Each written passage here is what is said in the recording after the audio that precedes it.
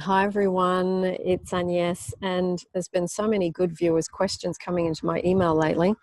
This one is from Tina. Tina says, I love your channel and it has helped me a lot in the past couple of months. Tina, you sent this the 22nd of January, by the way. I will not share my story, not yet, since it is a long way. But long story short, I manifested the love of my life, and it was maybe a 1% chance and he will be with me, but he did come to me. After spending the happiest time of my life with him, came a day where we had to part due to long distance. And I became so sad from this thought. I became desperate to hear him say that he will come back or he wants me to go to him, that my insecurities got the best of me. He stopped talking to me and he went into no contact, but I tried breaking it a few times. He did not reply to my messages. I am working on myself now, and I know I can manifest him again. But I am worried about how much the law of attraction is working on the person's free will. I do not want him to feel forced to be with me or to be with me in a relationship that makes him sad and hurts him. I do love him with all my heart, and I only want the best for him, and I know I am what is best for him. But I will stop trying to manifest our relationship if this is going to somehow bend his free will and force him to be with me. Hope you can understand me. Can you make a video explaining this? Good question, Tina.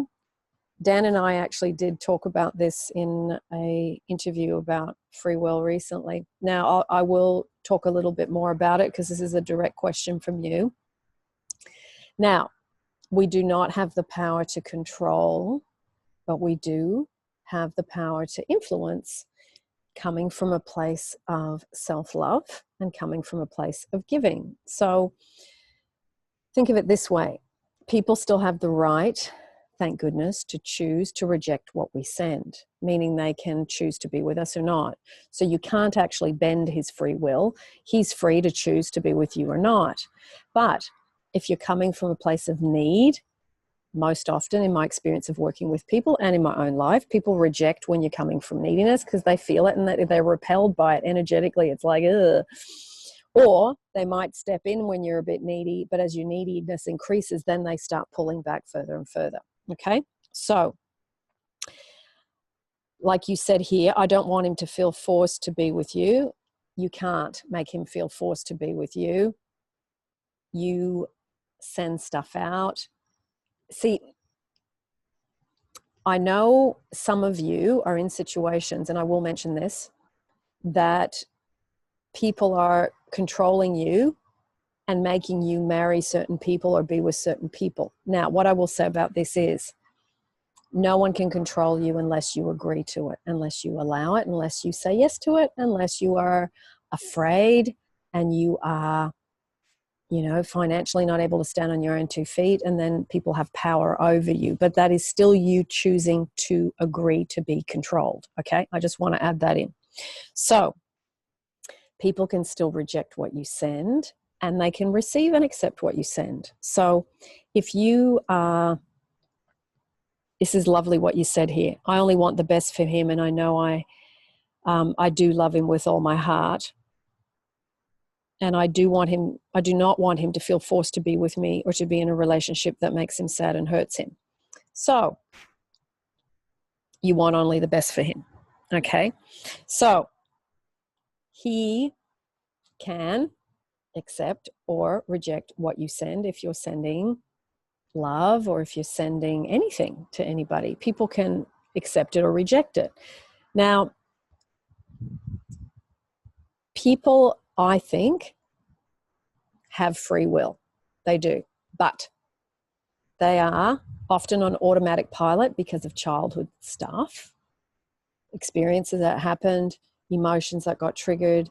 You have fears, you have phobias, you have doubts, you have guilt, you have, hurts, you have fear of abandonment, you have all these different things that influence the choices that you make today.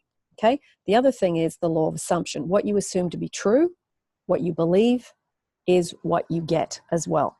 So people have free will, but these two things really influence and maneuver you towards things. Law of assumption and your childhood blueprint. Okay? So you said, I will stop trying to manifest a relationship if this is going to somehow bend his free will. I think you can still try and manifest a relationship with somebody if you want to, but I would suggest, obviously, that you lay a good foundation of self-love and you learn to radiate love to someone rather than trying to get something from them. And that is the best way, I think, to have influence.